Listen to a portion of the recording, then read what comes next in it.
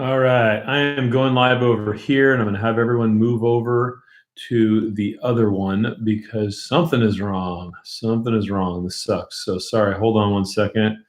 I'm going to put this in here for the people that are stuck there. So just hang with me for a moment. Let me go to the page and edit it.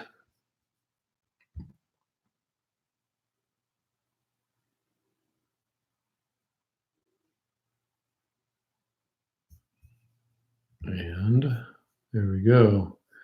Let me find the one that I'm on right now and replace it. Here I am being tech guy. Where to go?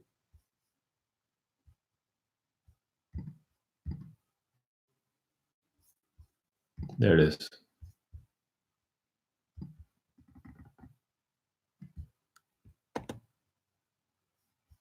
Update.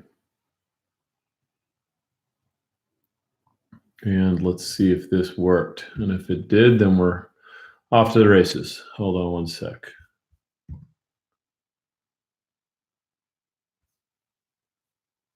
There we go. Great. There we go. Great.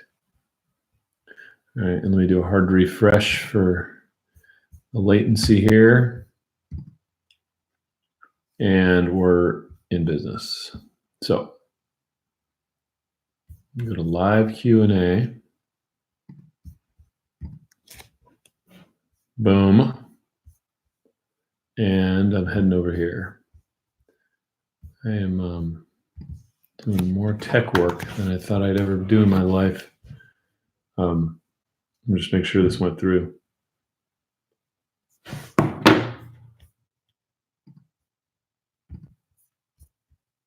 There we go. All right, just want to make sure we're all here. Cool, looks like it. All right, so put in the chat threads if you hear me. If you hear me, put in the chat threads to meet me over here. Okay.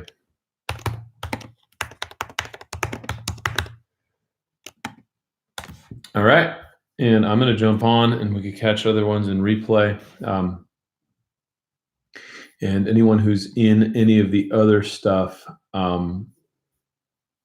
me see if I can help find them. Give me one more second. And someone tell me that you could see me here, please, because I don't know. I can't see who's seeing me. I just want to make sure that I'm not alone talking to myself like a crazy person here. So, and let me try to help these people here. View in live control room. Here we go. All right, let me send these people here, and then I think we're good.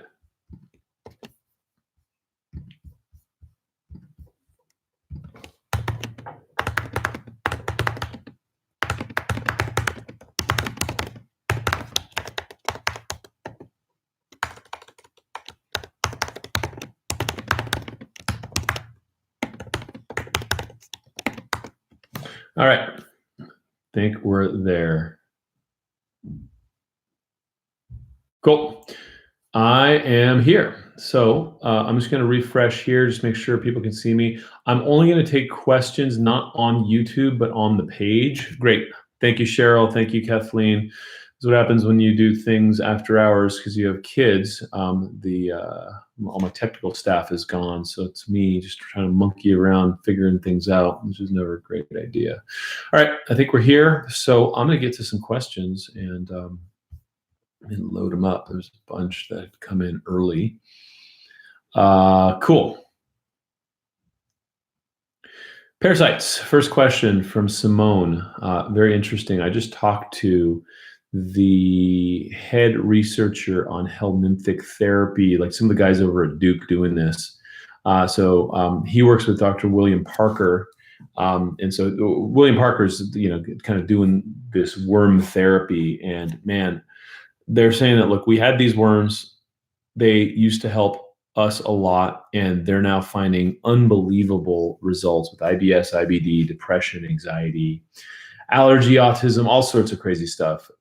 It is not legal for doctors to technically prescribe it here in the States.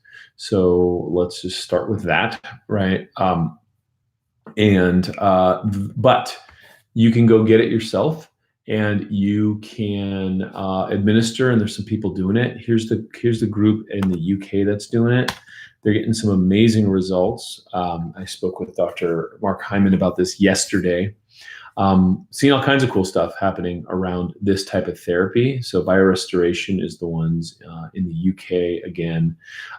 They have been, it's been slow. It's been slow going here in the States. It's going to take a while for us to get it over here.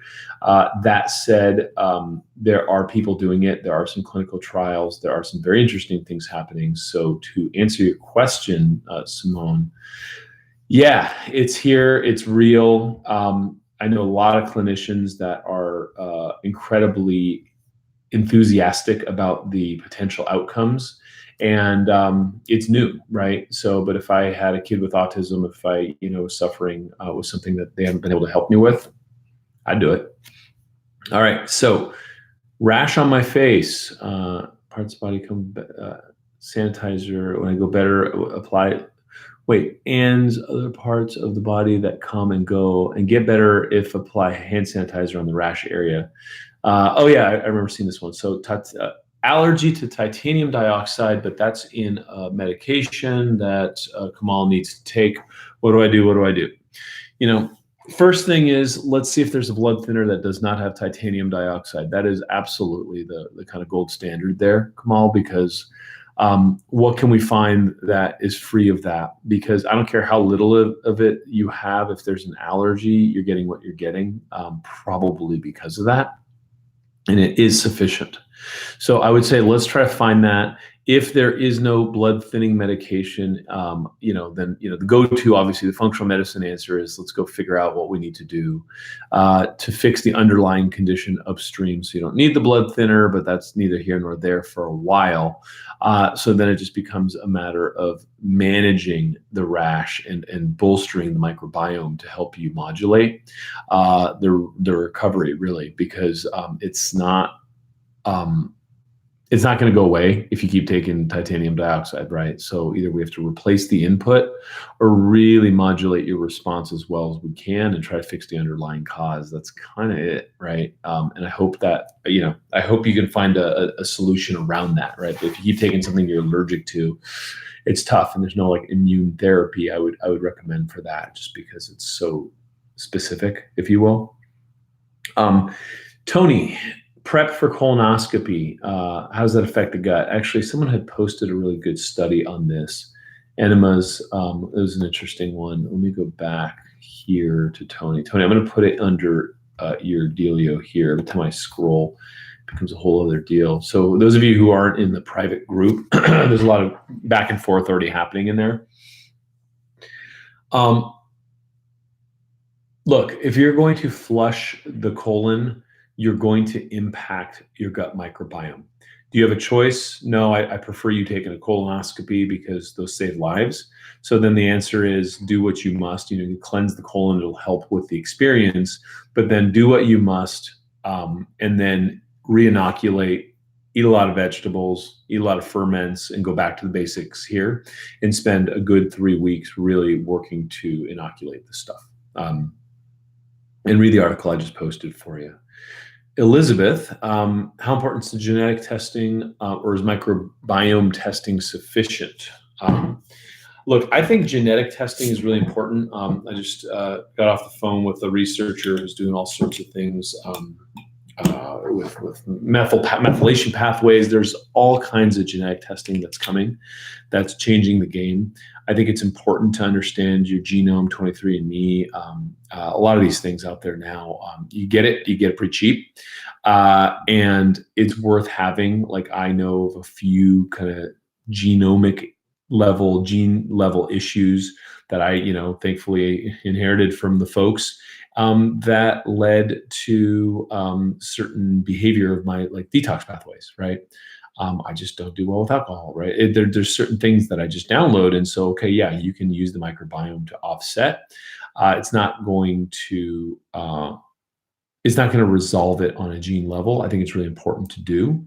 Um, I don't know what can be done in Australia. I think Viome can. They got a lot of things happening over there. They're kind of popping and doing all sorts of stuff. Hard to keep up with them, but I think they can do it. And I know you have genetic testing out there.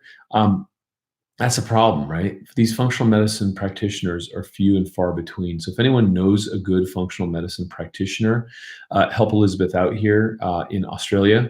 I know, here we've done a lot of work with the IFM. We support their work. There's a lot of great docs kind of coming through there, but it's not the only game in town. So look for a good doc. And work with them to help you with the interpretation of this stuff, because it's not just okay, so now what, right? What are you gonna do with it? And that's where a good doctor will come in.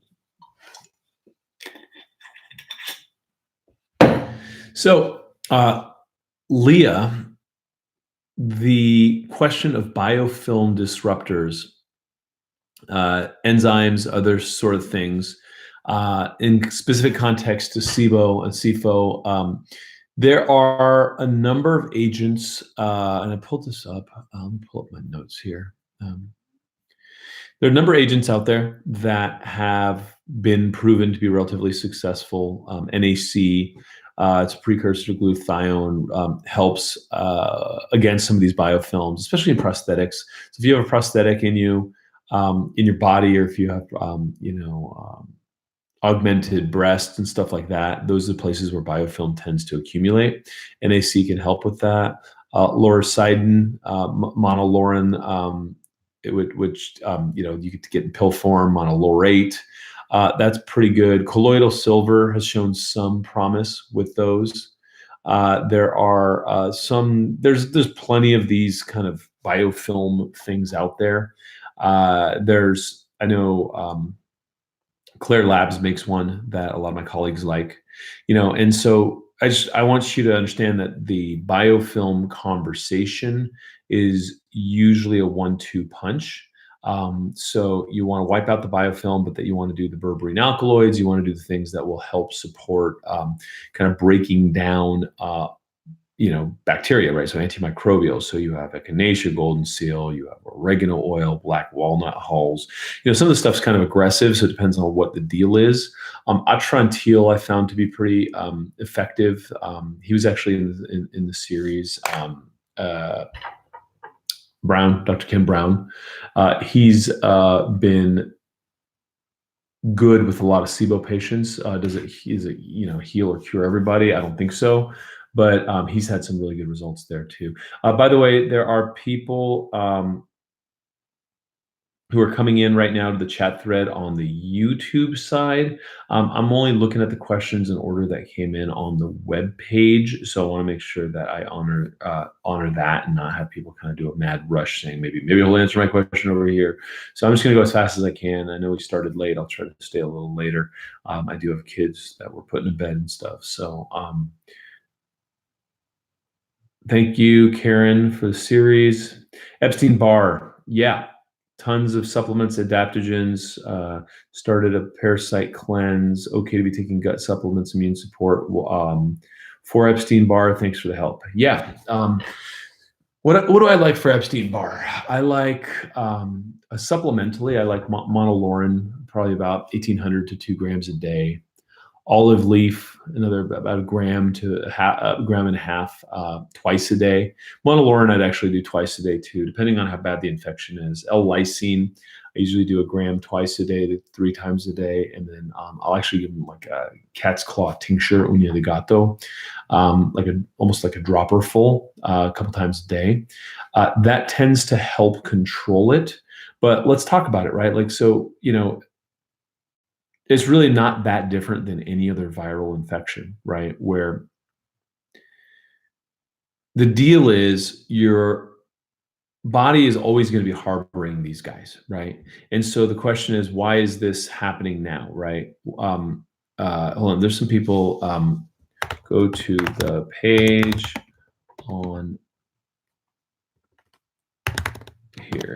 There's still some people lost in translation from the other thread that I want to be mindful of and make sure we don't lose friends here. So there we go. So what I would say to that is, how do you harbor a good, healthy gut bacteria? How do you create an environment where there's no room for the Epstein-Barr to over exert and over flourish, right? And that has to do with biofilm, has to do with some of the things that we talked about just recently, you know, in the last couple of questions. How well are you sleeping? How much is your stress under control? How well are you managing the lifestyle things that let Epstein-Barr get out of control, right? Because when the body is under sympathetic dominance, that's when things start to go south. You got to look at that stuff. And then in terms of treatment, well, look, there are, you know, like I just did this. I do it for maintenance now and again, but I just did a 10 pass ozone. So you jack your body into ozone, an ozone generator where, you know, I did a Myers cocktail, and then they'll pump your blood up into like a jar. And they will run ozone into it. They'll mix it up. They'll put it back into your bloodstream. They'll do that 10 times. It takes a couple hours.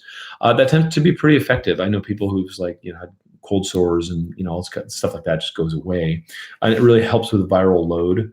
There's something that is very promising that isn't legal yet in America, which is called hyperthermia, where and it's pretty serious, like they're going to take you and they're going to put you on a bunch of antivirals, and they're going to cook you. I want to say like it's north of 110, it's like 112, 113 degrees. They put you under anesthesia and they monitor your vitals and keep you alive and basically cook the virus. But you know, people go down to Mexico to do this. It's not sanctioned here in America yet. Pretty gestalt, but I've heard some powerful things about it, right? Those are the heavy interventions, right? What do you do to control it? You manage your stress, you manage your sleep, you manage your lifestyle in a way where you don't get overwhelmed. You take the supplements when you have viral expression that I just mentioned. You take in your probiotics, and more importantly, you're feeding your probiotics. You can take probiotics to your blue in the face. If you're not eating the salads and the vegetables and the things that they thrive off of, you're wasting your money, right? I can't tell you how many patients I've had that conversation with. You're wasting your money if you're just going to have probiotics without eating probiotically, right?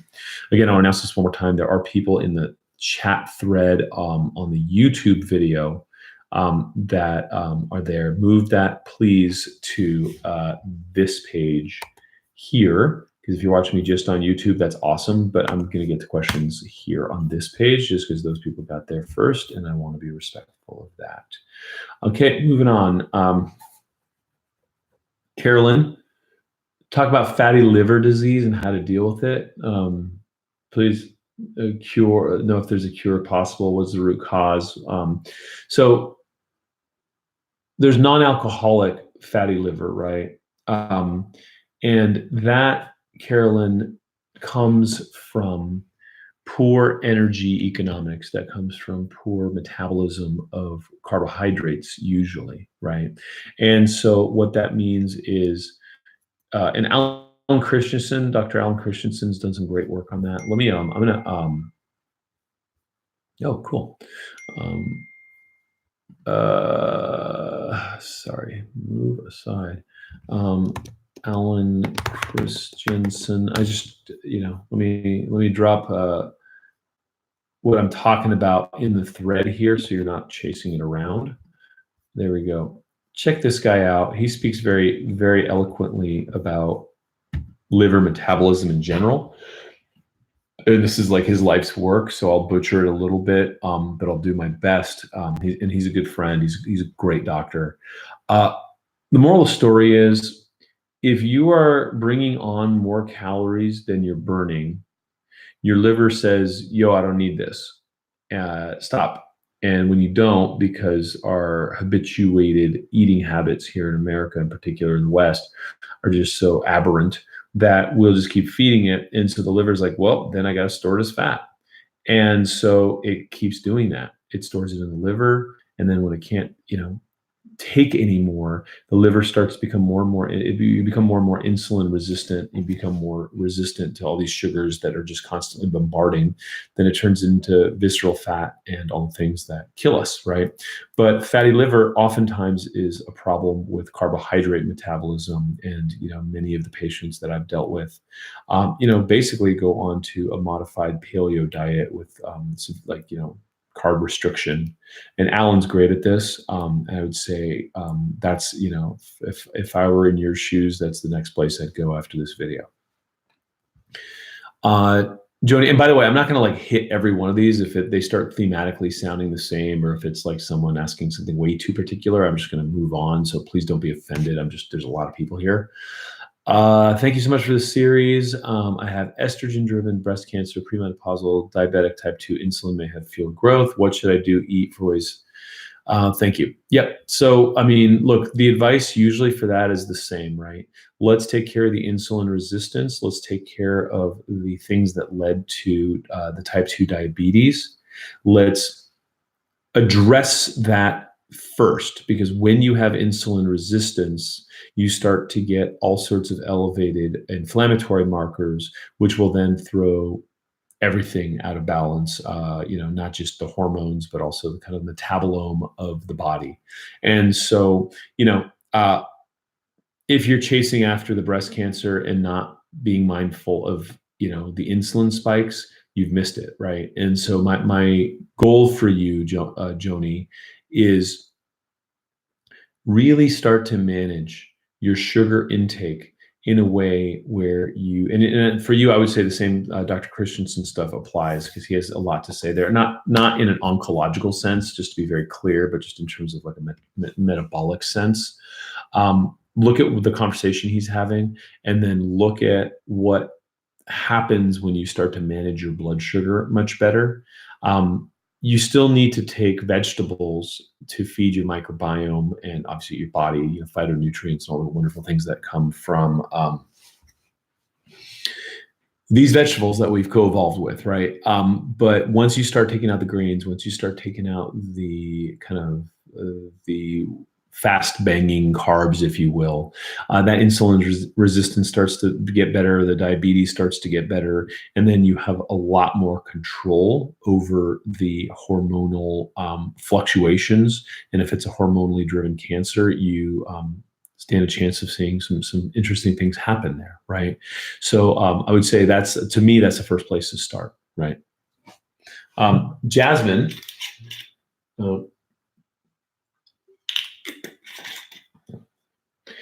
can spore probiotics versus the ones made from dairy, does anyone have any comments? The downside of ingesting spores?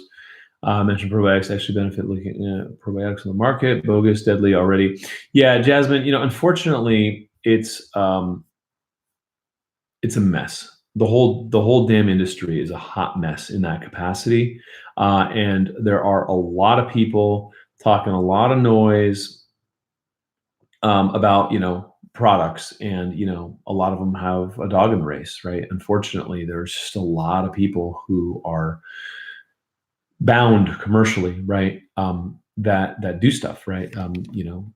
I have challenges with that, right? And so, you when you go into like kind of medical land, people always have to kind of like make their disclosures, right? And say, where their affiliations are and stuff like that. And it's hard. Like, you guys have not seen me push probiotics. I do have a few things in Urban Monk Nutrition that have probiotics in them and all that, but I've been very careful to not be like, oh yeah, and by the way, buy my stuff, right? Because it's very, very challenging once people do that to be like, okay, that's you've lost all credibility. So I don't even do that. Like, I keep arm's distance, and I never even let anyone know that I'm involved in a couple of these things. It's very hard to source them. A lot of them, you source from dairy, right? As you know, or you source from spores. I think that the proper balance is spores, soil, and dairy. But a lot of it is just coming from what I'm seeing now. And again, this is a moving target, so be very careful, what you take, absolutely literally, is you're much better off having an unpasteurized raw ferment that you buy from the grocery store or ideally make yourself. And I'm going to actually be leading a group through this next month. Is just like, let's ferment, right? It's not that hard. And once you start doing that and you start kind of getting variety from the soil and just this kind of multi-spectrum bacterial parade, that tends to be better than all these kind of isolating qualities that come from all these things. That said, and this is a tough conversation, and no, I cannot extend episode 10. I apologize. That party's over. Please, this isn't. I can't do it. I'm here. This is it. This is the last hurrah. I'm saying goodbye tonight. The Dr. Shane, who you all saw, some of you guys saw, at least people in the member site have seen, and he was. We had one thing with him during the replay weekend. He's doing some interesting stuff in his lab. They've isolated the bacteria that have proven to help with eczema. And I'm actually testing that personally. I don't have eczema. I'm testing it with some people, like just kind of like in my world. And the one that is found in people who lack, who don't have obesity, right? So the skinny bacteria, we've isolated those. And are testing now. So there are some very specific strains that are being grown in very novel ways because they have to, escape the stomach acid. The spores tend to be better in that regard. The lactobacilli, any of the some that come from the lactic acid, the dairy, basically, that are produced from the dairy, those guys get annihilated, and that's why you have to just kind of overwhelm the system and just hopefully some of them push through, and at least its DNA will push through. There are not enough studies, I would say, to definitively say here's your answer, but I would say just take a broad spectrum, and that tends to be the best, right? Valerie, eggs, pasture-raised, organic fed. Look, as close as it comes to the bird you would have found 100,000 years ago is the answer, Valerie, every time. So what happens is, what do chickens eat? They eat bugs, right? They're out there all day eating insects, and that's typically their diet. So when you're feeding some sort of organic grain, it's still kind of an aberration, right? It's still not exactly what this bird evolved to eat. And so, it's really hard to get like pure pasture chickens, right? Because it's just a different creature. So the closest you can get, the better. Meet yourself a farmer, right? Your profile picture has a horse on it. So, I think you probably have a better chance than most of us. Meet yourself a farmer, get access to real chickens that are laying real eggs. And then I think that's your best chance, right? That's where you stand to win. Jody, like to know if I should take a prebiotic, a probiotic together same time while eating. First prebiotic, wait a bit, then probiotic, reverse, Great question. My answer to that is just take them as close to each other as possible, and it's fine. I've experimented myself and with patients. It's kind of inconclusive. Basically, if you can just kind of get them both in, you're probably in a much better shape, right? And so, hold on a second. I got someone trying to sell Juice Plus on this page. Guess what happens? You get banned. So the essence of it is, Jody, like I will always have like probiotics around, especially if I'm going to eat a salad or something, right? It's like, okay, so we made a salad. I'll take a couple probiotics, eat the salad, and maybe even take a couple afterwards, right? If I forget, I'll take them afterwards, or before. The answer is just get them in around the same time. I used to think that taking them afterwards was better. I've looked at some studies that said it was kind of inconclusive. So the real answer is we don't actually know yet. But so long as you're taking them around the same time, we're finding that it's probably the best practice right now. And we'll get better at this. The problem, Jody, is there's no, how do I say this? My answer is going to be different than your answer. That's going to be different than Jasmine's answer, because we have different gut bacteria signatures to begin with. We have different levels of salivary secretions. We have different stomach acid. And so it's very hard to test this across the board on a broad population. But on an individual basis, we're getting there, right? Right now, I would say just have your pills around, and take them as often as you can with the vegetables that you're eating. Okay, uh, Cassie, does purchasing organic foods found in typical grocery stores protect us from the antibiotics, pesticides that adversely affect our microbiome? And will the soil used in organic farming necessarily produce a richer nutrient content? Great question. To the first part of that question, I would say yes. Buy organic, you're going to get less spray on, right? As you go there, there's a chain of custody issue, and sometimes the grocery stores do things to kind of preserve food or wax it and all that kind of crap. Hopefully, talk to a store manager and just make sure that it's coming as close to farm fresh to you as possible. Uh, that's the first stop on that journey. The soil. This is a broad topic that is being debated a lot right now, and it's pretty hot and contentious.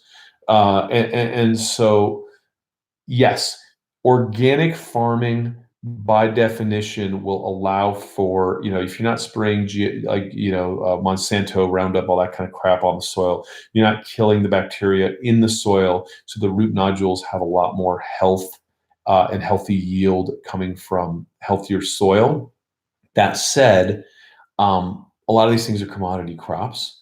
And so these guys are just driving hard for output and yield.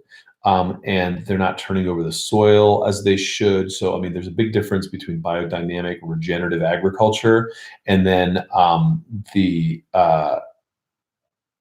certification of organic that basically just hits the lowest bar and then takes off from there and just doesn't do anything more than that. So there is a level, there's a huge spectrum in organic farming, from like super conscious and like beautiful, like Garden of Eden kind of stuff, to I just scratched right across the finish line, and I'm going to do everything it takes to sell as much of this as I can because it turns out the consumer will pay more.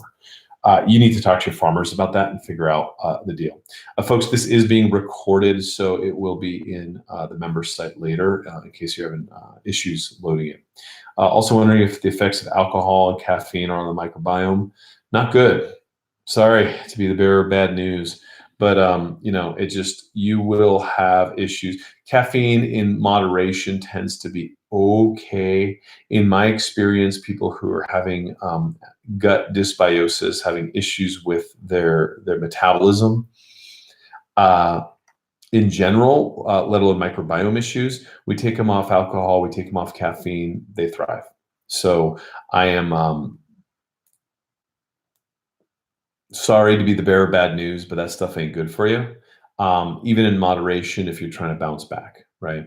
And it is what it is. So Carol, we mentioned autoimmune. Can we comment on alopecia universalis?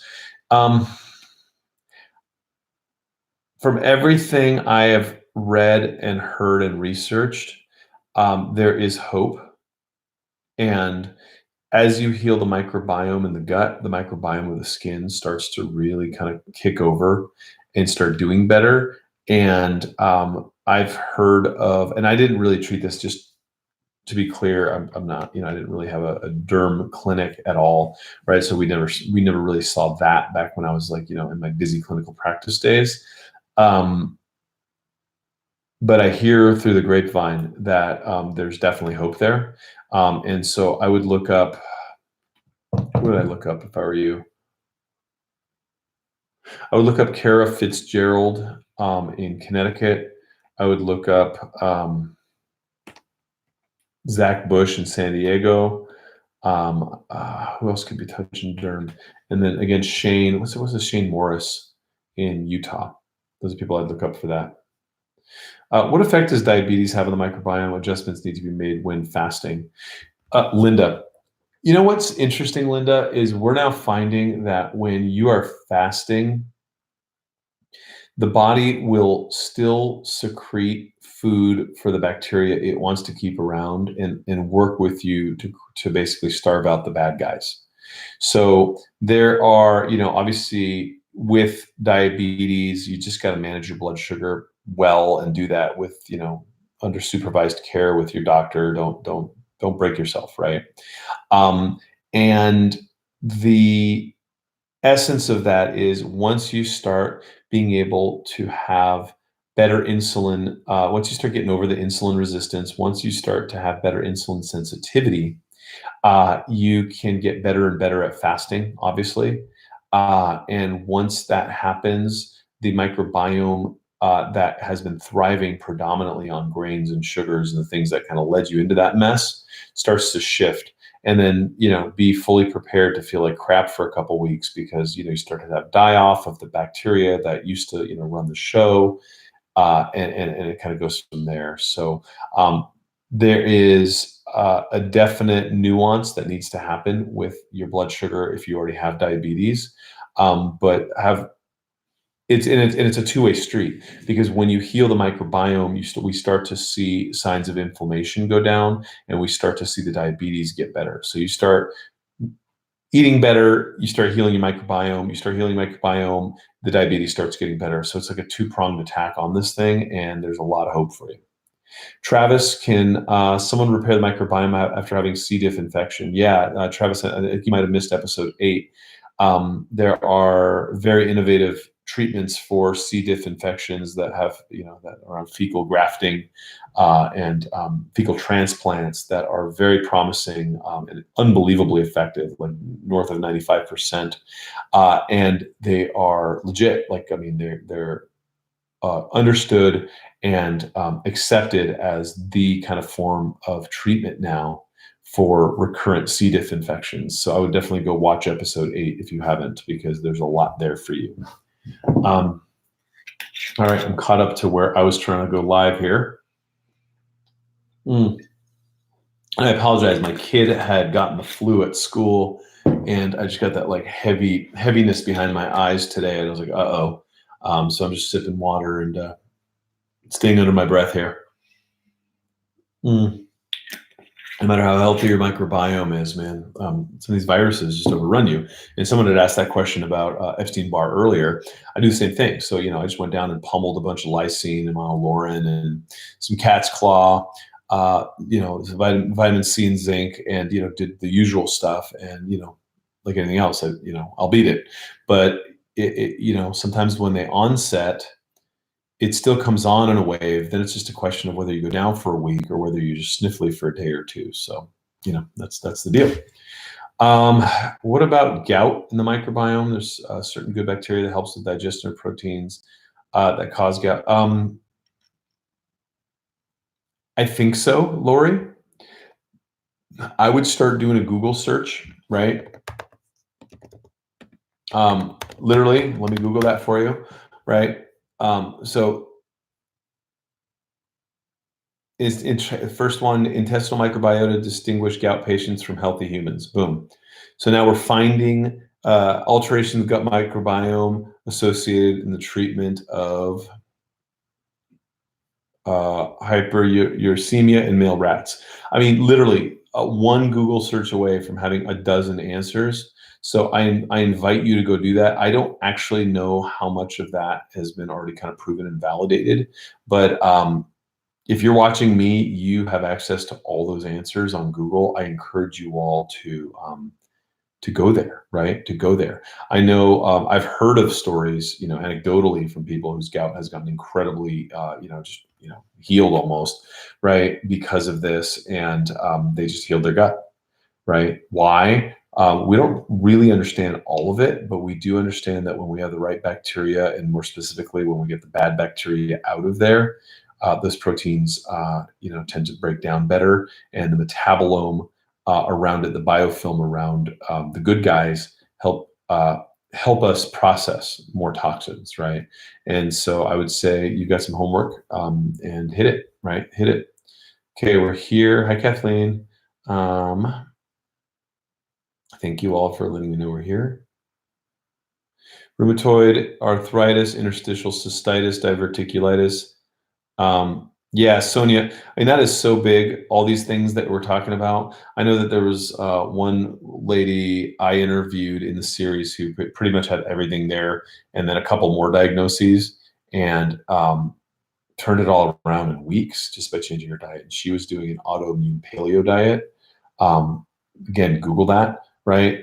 There are many, many options other than suffering. But the first one is you got to control the foods, you got to control the inputs so that then you don't set the fire off.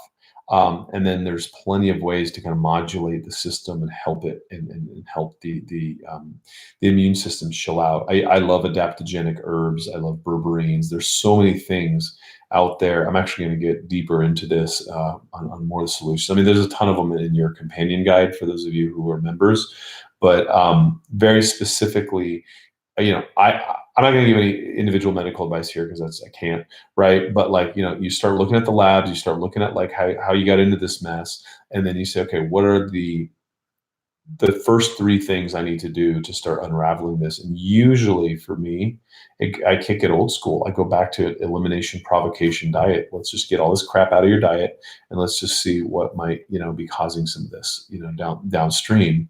And after about 3 weeks to a month, you're already feeling that much better. Your symptoms are improving. All of it, right? Diet is your answer, Sonia. Pure and simple. Amanda, what was your experience with Viome? What testing would you recommend to determine the cause of estrogen dominance? Um, Viome's been great. I know Viome has had a lot of kind of flack it's gotten online when it first started. I think they were just exuberant and trying to do too much, and they got overwhelmed with a lot of customers. And they've gone through a lot of iterations. I know their CEO is a very nice guy, and I believe that they're doing great work. Right. I personally have used Viome. For those of you who've seen it in the member site, there's a huge download I did where Helen Messier, who at that time was medical director of Viome, who's since left, just going on to different things. She went through a deep dive of my results that came through Viome, and it was just like, holy crap. Caveat, disclaimer, the Viome app doesn't give you the detail that Helen gave in that video because that you can't, like, people can't afford to do what I got there, right? Like, I by the grace of God, I get to be in this position to, like, reap some, I guess, ancillary benefits, but like that would probably cost you $50,000 if you could get an appointment with someone like that, right?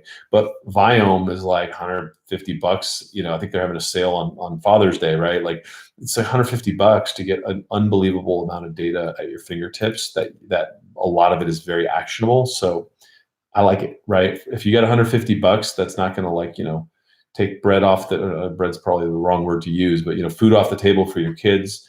I think it's well worth doing, right? And it's just getting better and better. The more data they get, the better they get at this, right? So I like what Viome's doing a lot.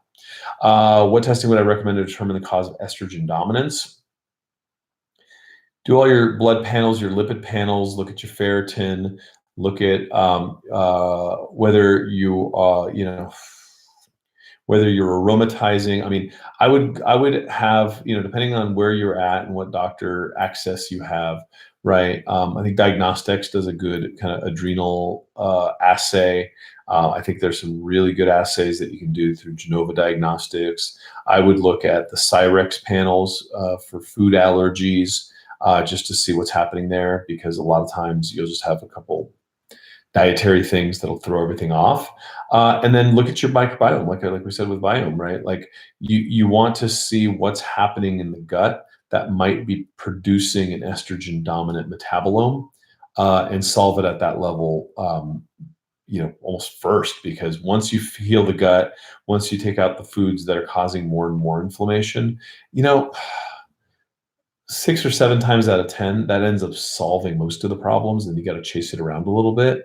But man, it's cheap. You know what I mean? Just change your diet. Everyone's looking for expensive interventions, right? And it's tough. I got to actually refresh this page because I've caught up with the questions here. So hold on.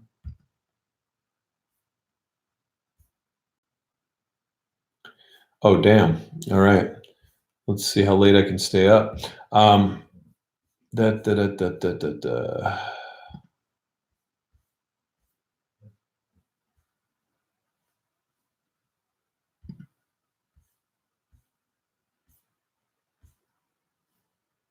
Well, I thought I was making progress. Um, ba, ba, ba, ba, ba, ba, ba. You fine? Okay, caught up with myself here. COPD inflammation. COPD is depends on how far you are. I mean, listen, you got COPD. You work with a pulmonologist. You handle that, right? Uh, then you start healing the gut. You start healing the, let's just call it backed up plumbing, right? When you have inflammation in the gut, it starts to kind of reflect out to other organ systems, and it starts to mess with the kind of vascular system in general.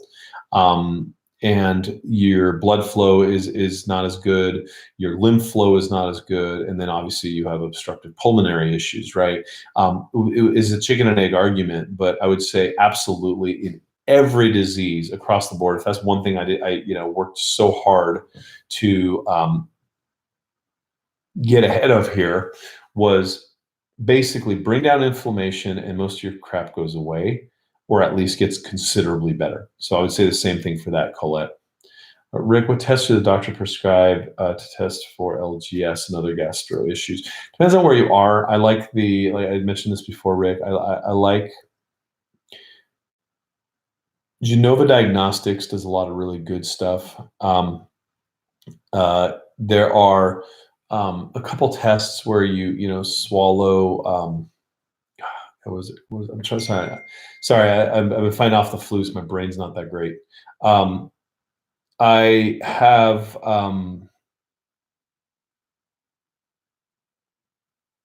God, I can't remember it. So it's a lactulose test. Thank you. Sorry. So you take a lactulose test.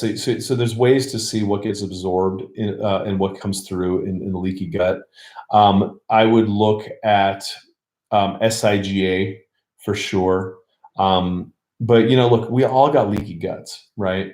So the real answer is, what does your poop look like, right? What does your complexion look like? What's your face look like? Like, what are all these other things happening? And either you can go do all these tests, or you could do an elimination provocation diet, and within a few weeks have a pretty good understanding of how you used to feel with leaky gut and what foods you need to avoid for a while, right? And the essence of this is there are tests for it, and your doctor should know it. And if they don't, you go away. But the lactulose test is really important.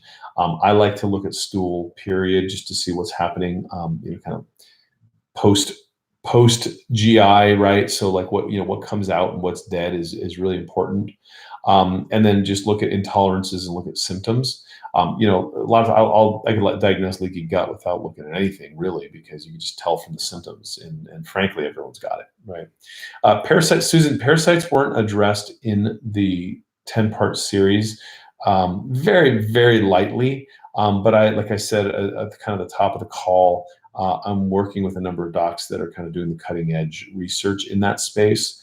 And there are some very interesting conversations happening around parasites. Again, here's the problem though. It's like, oh, look, someone's kid with autism took this parasite and they're considerably better in, 5 or 6 of these things that we're measuring. That's great news. We consider that a win. We run off and recommend parasites for everybody. We don't know what that kid's going to be like in 10 years. Right. So a lot of this stuff is new. So I'm just, I caution you all before you start putting maggots in your soup, that, it's new. It's very exciting, but there's a lot we don't know, and there's a lot we still need to know. Right. And so look at Dr. William Parker's work. There's some really interesting stuff happening around that. He's out at Duke. William Parker. He's out of Duke, and he's working with worms, right? And he's working. Let me pull this up. He's working with helminthic therapy. I'll put it here. I have too many damn windows open. Where are you? Um, Here, have a look at this. There's a lot there. There's a lot more. Keep digging. You're definitely on the right trail, Susan. Thank you, Marilyn. I need to know how to cure. I need to know, wow, to try to cure it. Never smoked in my life. Yeah, so get to the bottom of your COPD, Colette. And it's not necessarily always about smoking. I'd be looking at mold. I'd be looking at kind of inhalation, toxins. There's carpets. There's paints. There's so much crap everywhere. So when I start seeing, someone telling me they got COPD and they never smoked, like, okay, well, look around your room. You huff and paint. What's going on, right? I need to know what else is happening so that I have a much better understanding of how you might have ended up there, right? So you just need a good diagnostic friend and a doctor there. What should one take instead of PPI to avoid Brett's esophagus? So I'd be careful how I answer this because I'm not here to give medical advice, right? And so one should consult their physician, right? Is the answer I need to give. Now, what is the issue? Let's talk about the overall issue here, right? Is the dominance of these antacids and proton pump inhibitors to help us with this acid reflux epidemic is complete BS. And every functional medicine doctor worth their grain of salt will tell you that hydrochloric acid, the stomach is supposed to be acid for a reason. So then the question is, why are people having this acid regurg? And that's just because of typically carbohydrate loving aberrant bacteria that are pooping out acidic poop that the body doesn't know what to do with. So you start eating more vegetables, you start taking more probiotics, you start having more ferments, you start taking hydrochloric acid supplements with, and again, work with your doctor on this, with your heavy proteins, you start taking digestive enzymes, you fix the environment in the microbiota in the gut, in that environment, those neighborhoods, man, I'm telling you, you will start to see profound changes, right? And so obviously, once it's like already kind of leading to esophageal issues, you don't want to mess around. So you work with your doctor and all that. But if you're just like, oh man, I got to lay up because, my dinner's coming up. That's just like that's just American thing, right? And you have Larry the Cable Guy sitting there in front of the hot dog stand saying, I used to be able to eat this, but now I can't, but now I take Prilosec and, I'm back. That's not healthcare. That's actually like, there should be a war tribunal. I mean, that's criminal behavior on the behalf of the pharmaceuticals, in my assessment. We can fix that.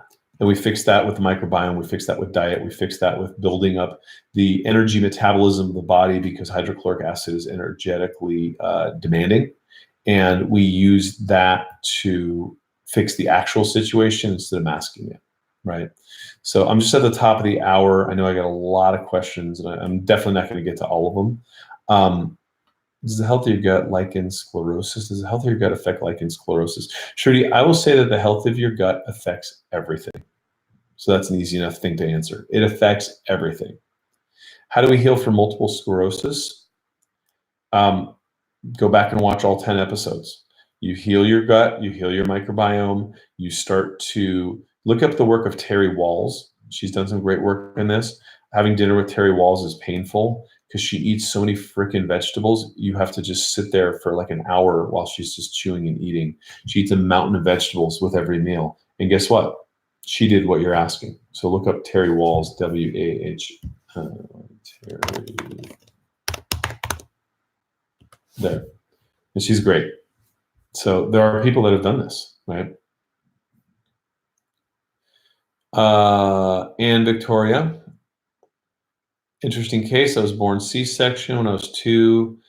Got scarlet fever, high doses of tetracycline, constipation as a child, surprise, surprise, developed achalasia at 17, picked up a bug in the Amazon, suffered from hemorrhoids, surgery gone wrong, anaplasty, terrible pain, IBS, VAT surgery, Botox, you name it. I've tried it. Caught it in a hamster wheel, can't work, can't get good medical care, on Medicaid, can't afford the great products, food, supplements to feel better. An intelligent, attractive woman that could have been a contender in life. Instead, I've been pain every day, no matter what I eat. Nothing improves. Who can help in New York City? Well, first of all, I'm sorry you've gone through all that. What a ride for all of you. Anyone who's here, I understand that you're suffering. It sucks.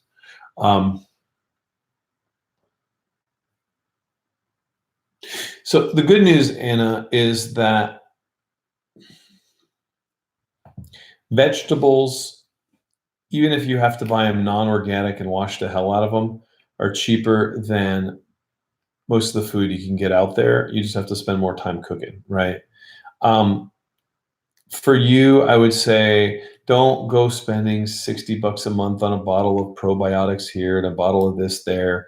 Is just eat fermented foods and ferment foods as much as you can, because that's cheaper, right? Eat probiotics, eat your prebiotics, eat your vegetables, and slowly start to come out of this thing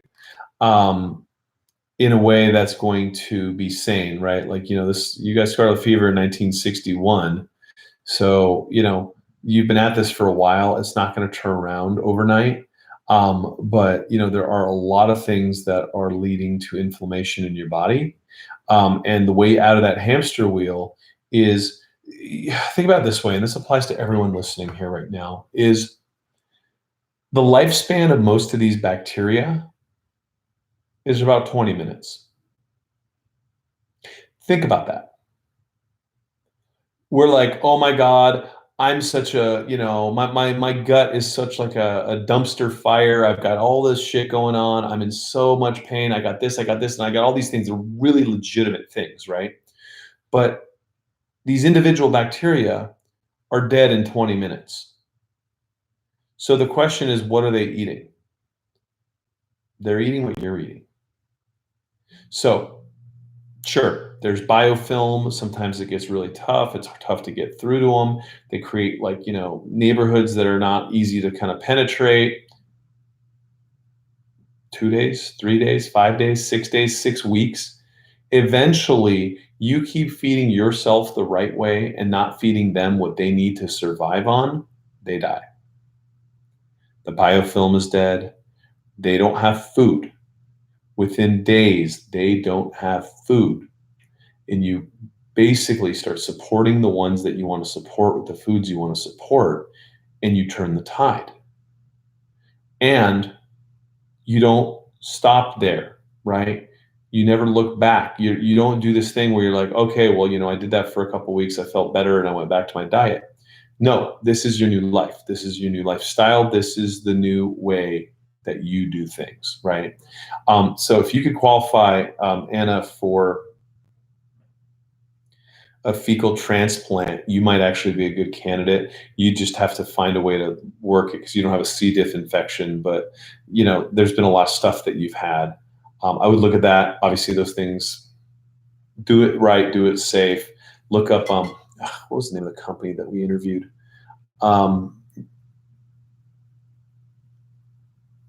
They can only do it for C. diff, so it doesn't matter. There are some experiments at universities. What I would do is go to NYU, look up Marty Frazier, look up people that are doing some of these studies, and volunteer yourself for one of these fecal transplant studies. Then you're not paying money, and you have cutting edge doctors that are trying to get you better, right? That's the best advice I can give, other than eat right and don't eat out, and keep your chin up, and learn Tai Chi, learn Qigong, learn mind-body practices. We know that NF-kappa B, we know that there's certain gene expression that happens through mind-body practice that puts us in parasympathetic versus sympathetic dominance. You've probably been stressed out and beat up, and coming from that place, it's just you can't heal. So learn to become conscious of the living breath as it moves in and out of your body. I can't tell you, it sounds woo-woo. It'll save your life. In my experience clinically, the ones that took this advice and ran with it were the ones that just had the quantum leaps.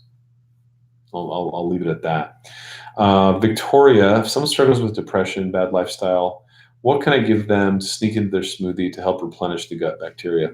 Good question. Sneaky. I like it.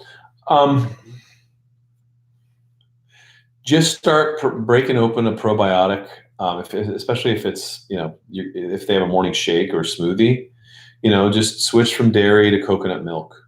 Don't put any sugar in there. Start with fruits and stuff, but then slowly start to shift the percentage of vegetables over fruit, and make it more vegetable and fiber oriented. Put the probiotics in there. Put some yogurt, some coconut yogurt if you can. I like to put polyphenols. I use a formula of my own that has polyphenols, like all the powerful polyphenols to heal the gut. Just put a couple scoops of that, some scoops of alkalizing greens, and depending on, and it sounds like they already have a bad lifestyle, so play a deal with the devil with the sugar thing for a minute, and then understand that over time they'll start feeling better and they'll start wanting better and better foods, and you will eventually win the war, but you will lose battles along the way. So just be patient with it, right? Would be my best advice there. And yeah, get sneaky, sneak it in, but don't get greedy, because if it turns into something that tastes like sawdust, they're going to know, and they're going to be over it, right? Allergic to fermented foods. So histamine intolerance typically is that way.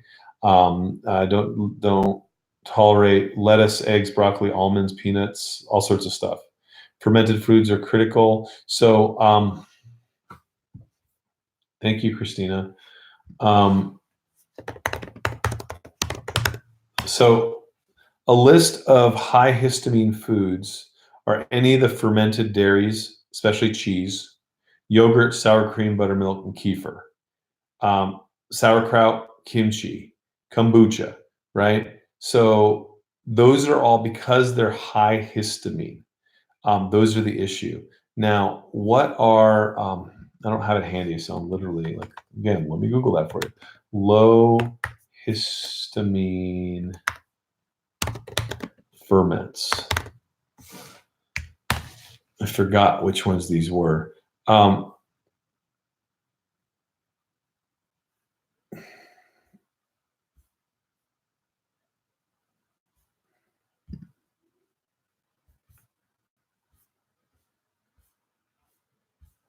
So there's a lot of histamine intolerance issue. Donna Gates, this is one of her articles.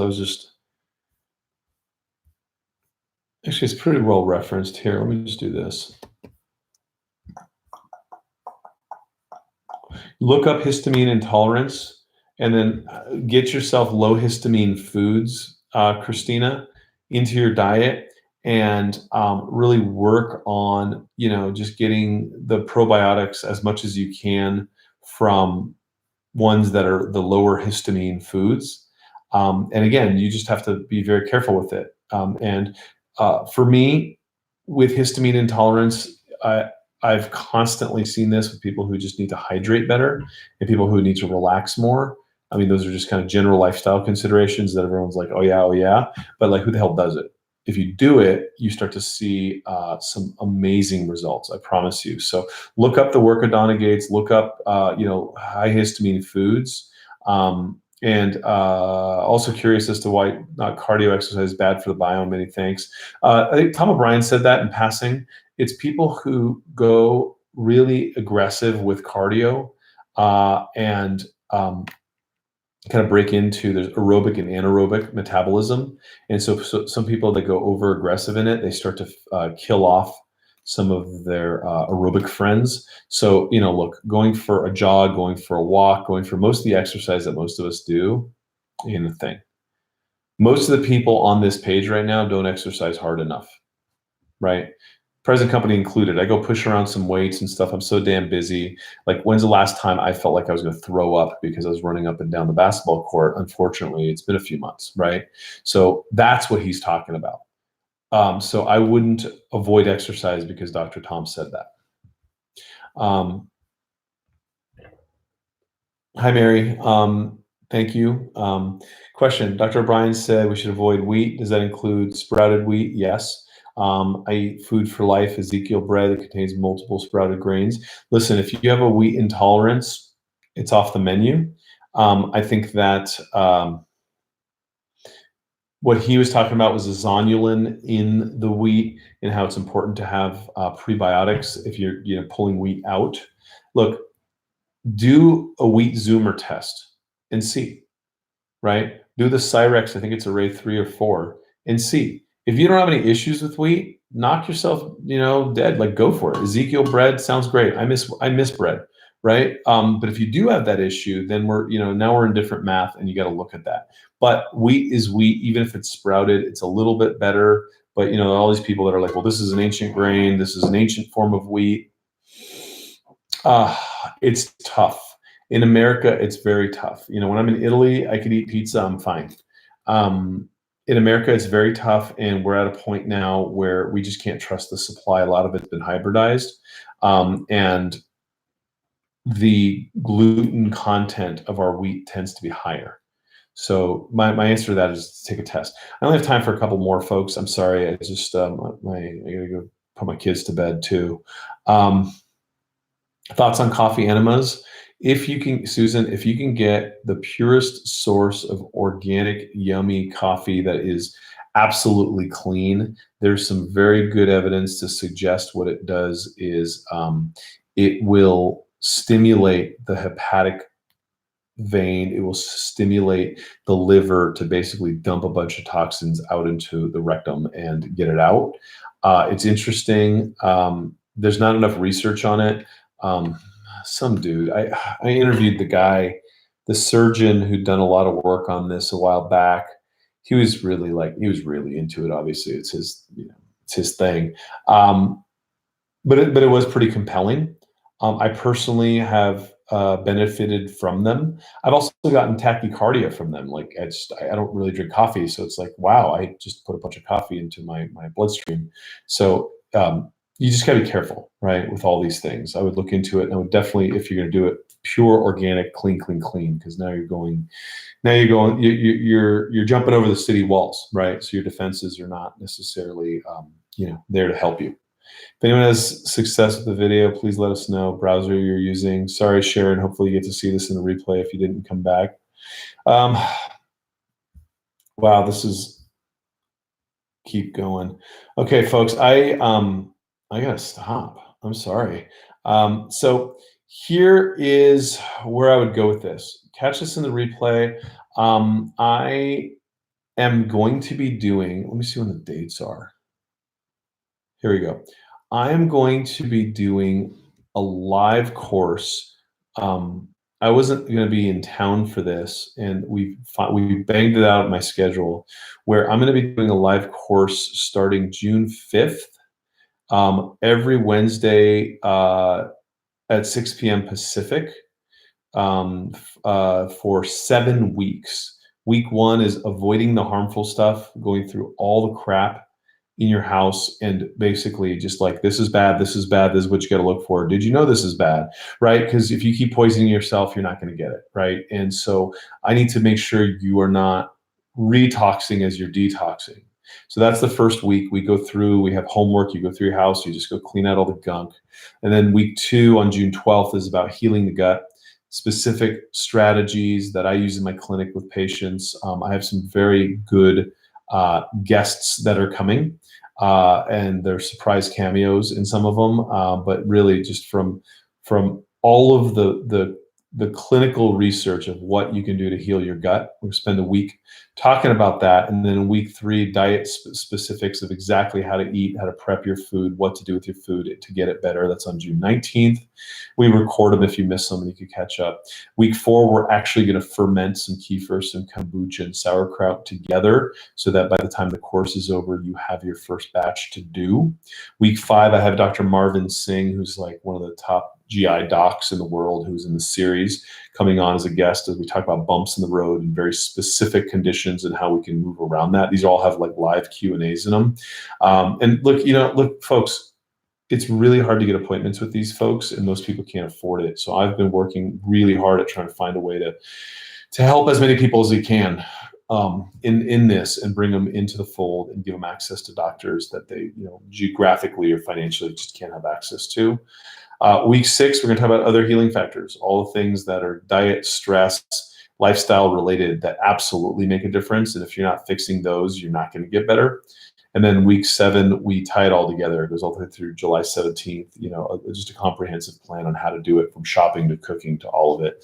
My team talked me into doing this. I hope it's a good idea, because it's going to be a lot of work. And I'm here. Like, I'm never that available 7 weeks in a row. So I'll just put it here. If I just posted it in the chat thread.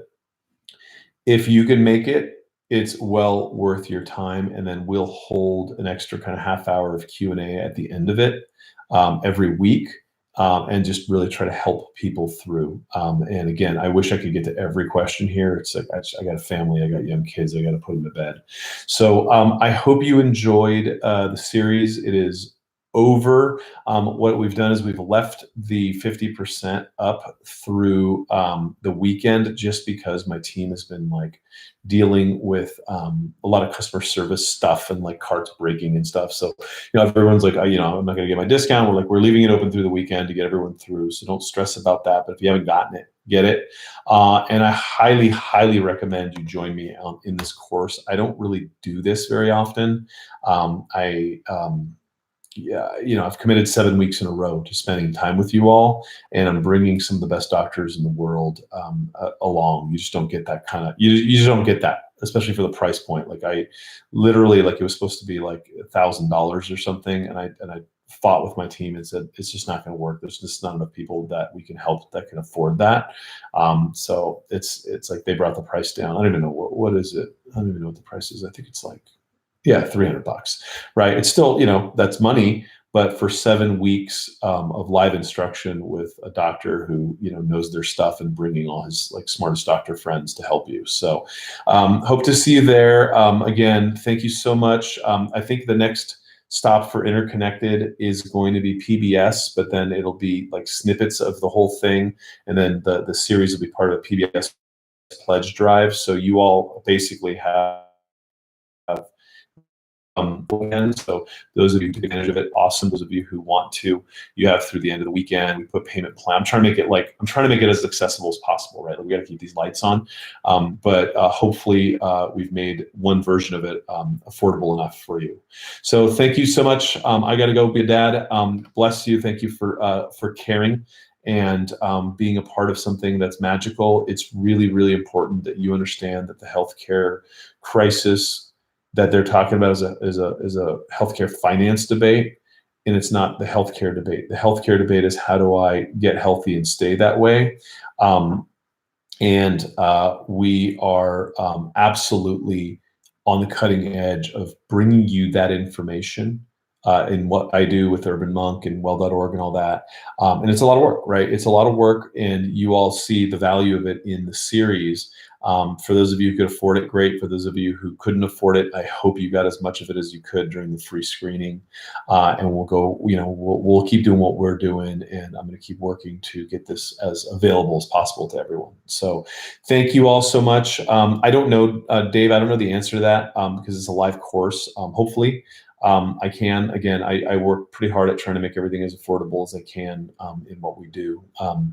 But yeah, I mean, we try not to make cost prohibitive to anything. It's just hard, it's like none of my stuff came for free. I got to pay all these people to do it. So, for those of you who are in business, you understand. Anyways, big love to you. Go out there, share the wisdom, and work with your family to get better together. And, look, within one generation, we could turn this thing around, and that's my mission, right? Let's turn this thing around. Let's do it for the children. So thank you.